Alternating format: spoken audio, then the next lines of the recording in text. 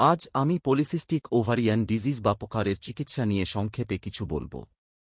প্রথমেই জানা দরকার, পোকার সম্পূর্ণরূপে সারানো সবসময় সম্ভব না হলেও সঠিক চিকিৎসা ও জীবনযাত্রার মাধ্যমে এটি নিয়ন্ত্রণ করা যায়।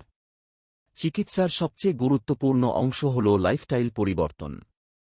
নিয়মিত ব্যায়াম, যেমন হাঁটা, যোগব্যায়াম বা হালকা এক্সারসাইজ, শরীরের ওজন নিয়ন্ত্রণে সাহায্য করে এবং হরমোনের ভারসাম্য ঠিক রাখে। প্রতিদিন অন্তত ৩০ মিনিট ব্যায়াম করা খুবই জরুরি।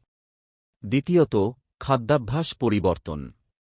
বেশি তেলমশলাযুক্ত খাবার, ফাস্ট ফুড ও অতিরিক্ত চিনি এড়িয়ে চলতে হবে। তার বদলে শাকসবজি, ফল, প্রোটিন ও ফাইবার সমৃদ্ধ খাবার খেতে হবে। তৃতীয়ত, ঔষধের মাধ্যমে চিকিৎসা। ডাক্তাররা অনেক সময় হরমোন নিয়ন্ত্রণের জন্য জন্ম নিয়ন্ত্রণ বড়ি, ইনসুলিন রেজিস্ট্যান্স কমানোর ওষুধ বা মাসিক নিয়মিত করার ওষুধ দেন। তবে এগুলো অবশ্যই চিকিৎসকের পরামর্শ অনুযায়ী নিতে হবে। চতুর্থত, স্ট্রেস কমানো।